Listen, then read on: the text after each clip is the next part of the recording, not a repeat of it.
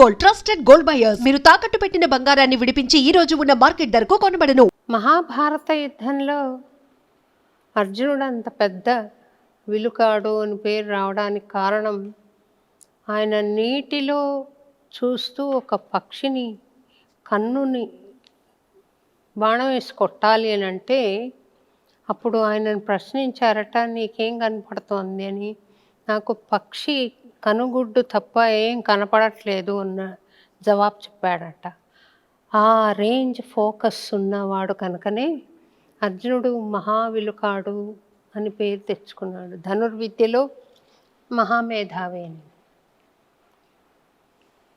అటువంటి ఫోకస్ సాధ్యమా మనిషికి? ఆ ఫోకస్ సాధించాలంటే ఇందాక మీరు సభాకంపం పోగొట్టుకోవడానికి ఏబిసిడి చెప్పారు. ఈ ఫోకస్కి ఏమైనా అభ్యాసాలు చెప్పగలుగుతారా? తప్పకుండా అండి. ఫోకస్కి మనకు అర్జునుడి కంటే గొప్ప ఉదాహరణ మనకు దొరకదు. అందరికీ పక్షి కనిపిస్తే, కొందరికి పక్షి తల కనిపిస్తే, ఈయనకి పక్షి కనుగుడ్డు మాత్రం కనిపించింది. ద్రోణాచార్యుడు గర్వించే శిష్యుడు అయ్యాడు. కానీ ఆ ఫోకస్ని మనం మంచి ఉదాహరణగా తీసుకోవచ్చు. ఈ కాలంలో మనం ఫోకస్ లేకపోవడానికి, మీకు తెలుసా అండి, రీసెంట్ స్టడీస్ ఏం చెప్తాయంటే మనిషి ఫోకస్ అంటే అన్ని జీవరాశుల్లో కల్లా అతి తక్కువ ఫోకస్ ఉన్నది గోల్డ్ ఫిష్ కండి. గోల్డ్ ఫిష్కి అట్లా నిశ్చలంగా నిలబడడం సాధ్యం కాదు, సర్వని వెళ్ళిపోదు. 9 సెకండ్లు దాని జీవితకాలంలో ఎక్కువ ఫోకస్ చేసిన టైం 9 సెకండ్లుగా చూశారు. అయితే ఇటీవల స్టడీస్ చెప్తే మనిషి 8.25 సెకండ్లే ఫోకస్ పెట్టగలుగుతున్నాడు. ఆన్ అండ్ యావరేజ్ 8 సెకండ్ల స్థాయికి మనం వచ్చాం. దీనికి కారణం ఏంటంటే చాలా కారణాలు ఉన్నాయండి. విపరీతమైన డిస్ట్రాక్షన్స్. ఇప్పుడు మనం ఉన్నది ఇన్ఫర్మేషన్ వరల్డ్లో. మీరు వద్దనుకున్నా పొద్దున్న లేచినప్పటి నుంచి ప్రపంచ వార్తలన్నీ మీ చెవిలో పడతాయి. మీ బ్రెయిన్ ఏం చేస్తుందంటే ప్రాసెస్ చేస్తూ ఉంటుంది, ఏ వార్తను ఎలా అర్థం చేసుకోవాలి, ఏం జరుగుతోంది ఏంటి అని. మొబైల్ ఫోన్ చేతిలో లేని మనుషులు ఉండరు. అందులోంచి డిస్ట్రాక్షన్స్ విపరీతంగా వస్తాయి. మనిషి తనకు తెలియకుండానే కొన్ని వందల సార్లు అనవసరంగానే అప్రయత్నంగానే ఫోన్ ఓపెన్ చేసి చూస్తుంటాడు. సో ఇన్ని రకాలైన నోటిఫికేషన్స్, సోషల్ మీడియా నోటిఫికేషన్స్ చూస్తూ ఉంటే రీల్ని ఎంతసేపు చూస్తున్నామో తెలియని ఇవన్నీ ఏం చేస్తాయంటే మనిషిని ఒక రకమైన అభద్రతకు గురి చేస్తాయి. ప్రపంచంలో మీరు సోషల్ మీడియాలో ఏం చూస్తారంటే బెస్ట్ థింగ్సే చూస్తారు. అద్భుతమైన జీవితం, బాగా ప్రయాణిస్తున్న వ్యక్తి, జీవితంలో చాలా హ్యాపీగా ఉన్న వ్యక్తి, భార్యాభర్తలు ఆనందంగా ఉన్నవి, ఇవన్నీ మీరు ఫోటోలు చూస్తే నేనేదో కోల్పోయానన్న భావన. ఫోకస్ తప్పడానికి కారణం సోషల్ డిస్ట్రాక్షన్స్. ఈ డిస్ట్రాక్షన్స్ తప్పుకోవాలంటే మొట్టమొదటిది ఏంటంటే మనకంటూ లక్ష్యం ఉండాలి. లక్ష్యం లేకుండా ఫోకస్ దేని మీద సాధించాలి? నేను లక్ష్యం లేకపోవడం ఒకటి ప్రధాన కారణం. రెండవది పియర్ ఇన్ఫ్లుయెన్స్. పక్కన వాళ్ళు ఎలా జీవిస్తున్నారు, ఏం చేస్తున్నారు, ఇది కరెక్టేనా, నా కెరీర్ మీద క్లారిటీ ఉండదు. ఏదో ఒక సబ్జెక్టు తీసుకుంటారు, ఒక రంగంలోకి అడుగు పెడతారు, కొంత తేడాలు రాగానే వెంటనే ఇంకో రంగం మారితే బాగుండేమో, వాళ్ళు చేసిన పని చేసింటే బాగుండేదేమో, నేను అమెరికా పోయింటే బాగుండేదేమో అని ఆలోచిస్తారు. సో ఇవన్నీ మన ధ్యాసను పక్కకు తప్పేలా చేస్తాయి. సో లక్ష్యం అనేది ప్రధానంగా ఉండి ఫోకస్ని సాధించాలంటే నెంబర్ 1 మీరు డీక్లట్టరింగ్ చేయాలి. డీక్లట్టరింగ్. క్లట్టర్ అంటే ఏంటంటే చిందరవందరగా ఉండడం, మనసులో ఆలోచనలు చిందరవందరగా ఉండడం. రెండో విషయం, డీక్లటర్ చేసినప్పుడు చాలా శుభ్రమైన పరిస్థితులు మీ చుట్టూ ఉండడం. ఉదాహరణకి ఒక స్టూడెంట్ని తీసుకుంటే ఎదురుగా ఇన్ని పుస్తకాలు పెట్టాడు అనుకోండి, ఎగ్జామ్స్కి చదవాలి. ఈ పుస్తకం చదువుతున్నప్పుడు అతనికి ఇంకో సబ్జెక్టు గుర్తొస్తుంది. ఇంకో సబ్జెక్టు, బుక్కులు, ఇన్ని పుస్తకాలు, ఇన్ని సబ్జెక్ట్స్ ఉన్నాయనుకుందాం. ఒక సబ్జెక్టు చదువుదామని కూర్చున్నప్పుడు ఆ సబ్జెక్టు మీద దృష్టి ఉండదు, ఇంకో సబ్జెక్టులో చాలా పెండింగ్ ఉన్నాయే అన్న ఆలోచన వస్తుంది. అంటే క్లట్టర్డ్ ఎన్వైరన్మెంట్, మీ చుట్టూ ఉన్న పరిస్థితులు కూడా చాలా క్లట్టర్డ్గా ఉన్నప్పుడు ఆలోచన కేంద్రీకరించడం చాలా కష్టం. సో నెంబర్ 1, మీ చుట్టూ పరిస్థితులు మీరు శుభ్రంగా, శుభ్రమే కాకుండా క్లారిటీ, ఇది ఇతరమైన వస్తువులు ఏమి, మీరు ఏం చేస్తున్నారో ఆ పనే మీ ఎదురుగా ఉండాలి, అప్పుడు కేంద్రీకరించవచ్చు. రెండవది, చాలా విషయాలు యోగాలో త్రాటక క్రియ అని ఉంది. ఒక దీపాన్ని వెలిగించి, దీపాన్ని ఎదురుగా ఉంచి చాలాసేపటి వరకు ఆ దీపాన్ని పరిశీలనగా పరీక్షిస్తూ దీపంలో మారుతున్న రంగులను, వాటి కదలికలను అబ్జర్వ్ చేస్తూ చేసే ప్రాక్టీస్ ద్వారా మీరు కొంత ఫోకస్ని సాధించవచ్చు. ధ్యానం ద్వారా మీరు ఫోకస్ని సాధించవచ్చు. అనవసరమైన ఆలోచనలను ఎలా అయితే మనం పక్కన పెట్టి మనం ధ్యానం చేస్తామో అలా చేసినప్పుడు కొంతవరకు మీరు ఫోకస్ని సాధించవచ్చు. సో కొన్ని మానసికంగా, భౌతికంగా డీక్లటర్ చేయడం ద్వారా, డిస్ట్రాక్షన్స్ని పక్కన పెట్టడం ద్వారా మనం ఫోకస్ని సాధించవచ్చు. లక్ష్యం ప్రధానం, అప్పుడు ఈ ప్రాక్టీసెస్ పనిచేస్తాయి. చాలామందికి ఉదయాన్నే నిద్ర లేవడం ఎలా అని నేర్పిస్తాం. నిద్ర లేవగలుగుతారు, లేచిన తర్వాత ఏం చెయ్యాలో లక్ష్యం లేనప్పుడు మళ్ళీ నిద్రపోతారు. జీవితంలో లక్ష్యం లేనప్పుడు మీ దృష్టి కేంద్రీకరించడం ఎలాగో చెప్పినా సరే అసలు దేని మీద కేంద్రీకరించాలో తెలియదు. కాబట్టి ఒక లక్ష్యాన్ని ఉంచండి, మిమ్మల్ని మీరు నమ్మండి, మీ భవిష్యత్తుని మీరు ముందే చూడగలగండి, అప్పుడు మీరు దృష్టి కేంద్రీకరిస్తారు. ఇక డిజిటల్గా కూడా కొన్ని రకాలైన టెక్నాలజీలో ఉంటుంది ఇప్పుడు జనరేషన్ అండి. కొన్ని అప్లికేషన్లు వచ్చాయి, మీరు ఆ అప్లికేషన్లను డౌన్లోడ్ చేసుకుంటే, అంటే చాలా ఉన్నాయి, మీరు ఎన్ని గంటల పాటు మొబైల్ ఫోన్తో స్పెండ్ చేశారు టైము అని అది చెప్తుంది. ఇన్ని గంటలు మీరు మొబైల్ చూశారు. ఇంకా కొన్ని అప్లికేషన్స్ ఉన్నాయి, మీరు వాటిని ఆన్ చేస్తే ఏ నోటిఫికేషన్స్, ఏ డిస్టర్బెన్సెస్ మిమ్మల్ని, ఏ నోటిఫికేషన్స్ రావు. ఆన్ చేయాలనుకుంటే మీరు డబ్బులు కట్టాలి, ఫోన్ వాడాలనుకుంటే మీరు డబ్బులు పే చేయాలి, వాడకూడదు అనుకుంటే అది క్లోజ్ అవుతుంది. సో మీరు చేయాల్సిన పని మీద దృష్టి పెట్టండి. మల్టీ టాస్కింగ్ అంటారు, కొంతమంది 4-5 పనుల్ని ఒకేసారి చేసే ప్రయత్నం చేస్తుంటారు. దానివల్ల ప్రయోజనం లేదు, అసలు మల్టీ టాస్కింగ్ అంటూ లేదు. ఒక పని మీద ధ్యాసను పూర్తి చేసి ఒక లక్ష్యం ఉంచుకొని మళ్ళీ ఇంకో పని మీదకి వచ్చి మళ్ళీ ఇంకో పని మీదకి రావచ్చు, కానీ అన్నీ ఒకేసారి చేయాలని అనుకోవటం సాధ్యం కాదు. ఇవన్నీ ప్రాక్టీస్ చేయడం ద్వారా ఫోకస్ని సాధించవచ్చు. సంతోషం అండి. ఇందాక మనం వదిలేసిన అంశాన్ని మళ్ళీ తిరిగి నేను తీసుకొస్తున్నాను. ఈ సభా కంపం అన్నది, అది ఆధ్యాత్మిక అవగాహన పెంచుకోవడం ద్వారా సాధించవచ్చా, లేదా కొన్ని ప్రాక్టికల్ అభ్యాసాలు మీరు చెప్పారు ఇందాక ఏబిసిడి లాంటివి, అవి పనికొస్తాయా? తర్వాత ఒక పని రిజల్ట్ మీద మనసు కేంద్రీకృతం కాకపోతే సభాకంపం ఉండదు అన్న ఒక థియరీ మీరు కూడా చెప్పారు. సగటు మనిషికి స్టేజ్ ఎక్కుతున్నాను అని అంటే నేను బాగా పాడాలి అన్న ఉద్దేశం ఉంటుంది తప్ప,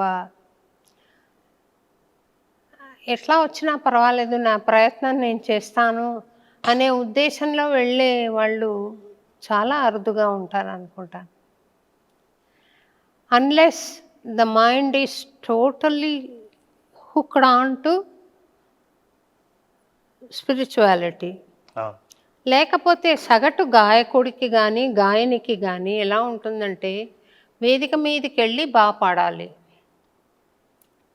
అనే సంకల్పమే ఉంటుంది, అనే ఎయిమే ఉంటుంది, లక్ష్యమే ఉంటుంది తప్ప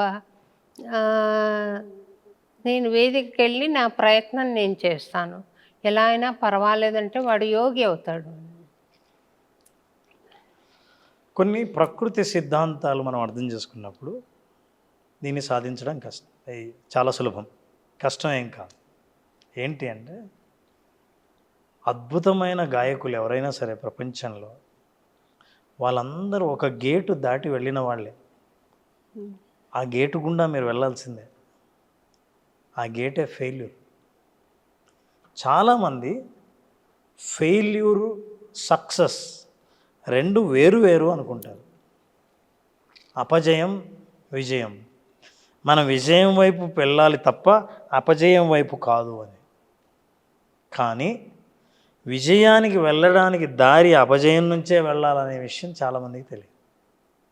failure is the stepping stone to success అంటారు. అయితే failure is not stepping stone, learning from the failure is the stepping stone. Sorry, learning from the failure is the stepping stone. మీ అపజయం నుంచి మీరు పాఠాలు నేర్చుకోకపోతే అది స్టెప్పింగ్ స్టోన్ అవ్వదు. లేకపోతే 10th క్లాస్ 10 times ఫెయిల్ అయ్యి అది సక్సెస్ స్టోన్ అని అంటే ఎవరు ఒప్పుకో. కాబట్టి you have to learn from the failure.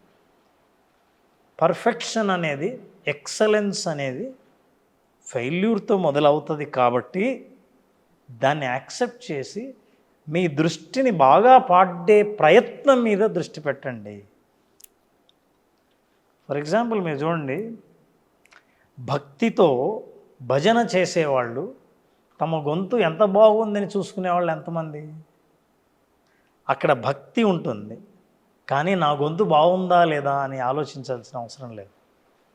వేదిక మీద పాడే గాయకులు మొదటిసారి పాడుతున్న వాళ్ళు, అంటే మీరు సభాకంపం వాళ్ళకే ఉంటుంది కాబట్టి స్టేజ్ ఫియర్ వాళ్ళకే ఉంటుంది, బాగా పాడాలనే ప్రయత్నం ఉంటుంది. కానీ బాగా పాడడం అంటే అర్థం ఏంటి అనేది మనం కొంచెం డీటెయిల్స్లోకి వెళ్దాం. ప్రేక్షకుల చప్పట్ల మీకు గుర్తు, లేదా మీ ఆత్మతృప్తి, ఇది చాలా ఇంపార్టెంట్. నేను బాగా పాడాలని అనుకున్నప్పుడు మీరు చేసిన ప్రయత్నం ఏంటి, సాధన ఎంతవరకు చేశారు? మీ సాధన లోపం లేకుండా, నా ప్రయత్న లోపం లేకుండా మీరు పాడిన పాట అవతల వాళ్ళు మీరు ఫెయిల్ అయినా సరే మీ ప్రయత్నాన్ని అభినందిస్తారు. అయినా మన లక్ష్యం అభినందన కానంత వరకు, అభినందనే లక్ష్యం అనుకోండి, మీరు నా పాట పాడడం మీదే నేను ఎక్కువగా బాగా పాడాలనే ఆతృత కనిపిస్తుంది. అలా కాకుండా నా గొంతులో తేడా నాకే తెలుస్తోంది, నేను ఇంప్రూవ్ అవుతున్నాను అనే లక్ష్యం మీద మీరు పాడుతూ పోవడం మొదలు పెడితే ఇక ఆధ్యాత్మిక జ్ఞానం ఎక్కడ పనికి వస్తుంది? ఆధ్యాత్మికంగా ఆలోచించే వాళ్ళంటే నేను పాడడం అనేది సభా వేదిక మీద నేను ఈ భక్తి సంగీతంలో మునిగిపోవడం అనేది ఈరోజు విషయం కాదు, నా ప్రయాణం చాలా ఉంది, ఇంతటితో అయిపోలేదు అని అనుకున్న వాళ్ళకి ఎక్కడా భయం కలగదు. ఇవాళ నన్ను మెచ్చుకోకపోతే రేపు మెచ్చుకుంటారో లేదో అన్న భయం ఉన్న వాళ్లకు, ఆ ఆందోళనలో వాళ్ళకి స్టేజ్ ఫియర్ కలుగుతుంది, వాళ్ళు సరిగ్గా పర్ఫామ్ కూడా చేయలేరు. సో అలా నెంబర్ 1 సాధన చేయాల్సింది. అంటే దీని ముందు వెనకాల ఏం చేశారు అన్న. నెంబర్ 2 బ్రీతింగ్ ప్రాక్టీస్ కూడా. అంటే మీరు సభ మీదికి రాకముందు ఎంత నిబ్బరంగా ఉన్నారు, నా ఫోకస్ అంతా నా ప్రయత్నం మీదే ఉంటుంది అనేంత సాలోచనగా మీరు పాడడం అనేది, ఆందోళనగా కాకుండా అనేది రెండవది. మూడవది, ప్రేక్షకులకు ఏం తెలియదండి, మీరు పాడితే బాగా చప్పట్లు కొడతారు, పాడకపోతే నిశ్శబ్దంగా ఉంటారు. కాబట్టి వాళ్ళ రియాక్షన్ మీ ప్రయత్నం మీదే ఆధారపడి ఉంటుంది, మీ పర్ఫార్మెన్స్ మీదే ఆధారపడి ఉంటుంది. వాళ్ళు సరిగ్గా చేయలేదంటే నేను ఇంప్రూవ్ అవ్వాలి అని మీరు ఇదే అనుకున్న నాళ్ళు మీ డెవలప్మెంట్ కోసం ప్రయత్నం చేస్తారు. ఆ తర్వాత ప్రేక్షకుల్లో మీరు ప్రేక్షకుల్ని ఎవరినైనా సరే కొన్ని రకాలైన టెక్నిక్స్ ఉన్నాయి. వచ్చి కూర్చుంటూనే ముందుగా ప్రేక్షకులందరినీ పరికించి చూడండి. ఐ కాంటాక్ట్ జనరల్గా ఆత్మవిశ్వాసం లేని వాళ్ళు ఐ కాంటాక్ట్ని అవాయిడ్ చేస్తారు. నేను సరిగ్గా పాడలేనేమో, మెచ్చుకుంటారో లేదో అని అని అనుకున్న వాళ్ళు తలొంచుకొనో మనుషుల్ని చూడకుండానో పాడడానికి ప్రయత్నిస్తారు. సో ముందుగా మీరు వస్తూనే అందరిని ఒక్కసారి పరికించి చూడండి. వాళ్ళకి ఆత్మవిశ్వాసం కలుగుతుంది, మీరు బాగా పాడగలుగుతారు అందుకే చూశారని. వాళ్ళ ఆత్మవిశ్వాసం పెరుగుతుంది. మంచి గాయకులే మన ముందున్నారు, మనం మంచి పాటే వినబోతున్నాం అనే విషయం వాళ్ళకి అర్థమవుతుంది. వాళ్ళ బాడీ లాంగ్వేజ్ మీకు కాన్ఫిడెన్స్ని ఇస్తుంది.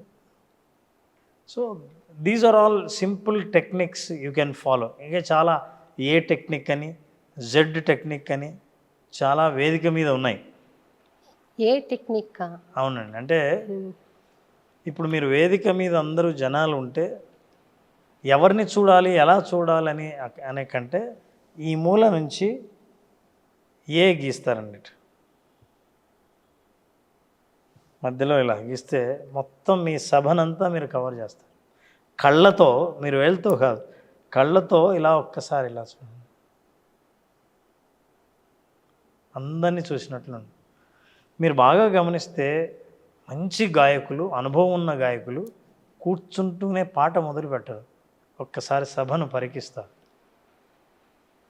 సభలో ప్రేక్షకుల్ని చూస్తారు, ఒక్కసారి శ్వాస తీసుకుంటారు, కళ్ళు మూసుకొని ఒక్క క్షణం నిశ్శబ్దంగా ధ్యానం చేస్తారు, అప్పుడు పాట మొదలు పెడతారు. దాంట్లో మీ బెస్ట్ అవుట్కమ్మే వస్తుంది తప్ప ఇక మెచ్చుకుంటారా లేదన్న ఆందోళన అక్కర్లేదు. అది లక్ష్యం కాకూడదు అని అంటాను బెస్ట్ సింగర్కి మెచ్చుకోవడం అనేది. అందుకే చూడండి, ఏస్ సింగర్స్కి ఎవరైనా వచ్చి ఏమండి మీ అభిమానులు అవ్వండి, మీ పాట అంటే చాలా ఇష్టం అంటే పొంగిపోయే స్థాయిని దాటిపోయి ఉంటారు. అది కోరుకున్న వాళ్ళు మీకు ఆందోళన, అది వచ్చినప్పుడు మీకు అది అవసరమే ఉండదు. ఇదే జీవితం. బాగా చెప్పారండి.